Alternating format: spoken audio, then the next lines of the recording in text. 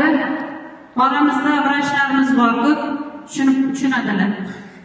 Oqqon Ashxoboddan Pochimova Jeren 74-yilda tug'ilganlar.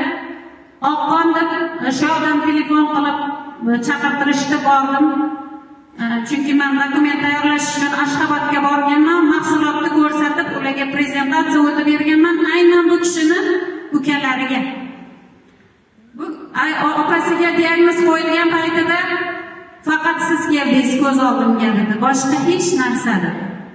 Chaqirtirishdi, samolyotga bilet olib berishdi, bordim, ko'rdim, Oqqon deyapti.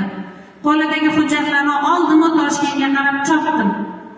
Keldim, ungacha ular analiz qilib turishdi. Bu yerdagi ko'rsatib ustozlarimiz bilan maslahat qildim.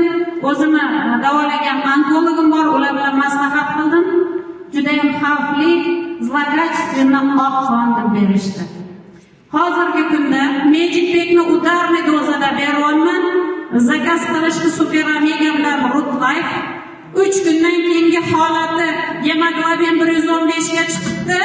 Qon o'z-o'zini yeyishi to'xtatib, yaxshi tarafga deb xursand bo'lib telefon qilishdi. Bu yog'iga ham davom qilishadi, albatta kontrol qilaman.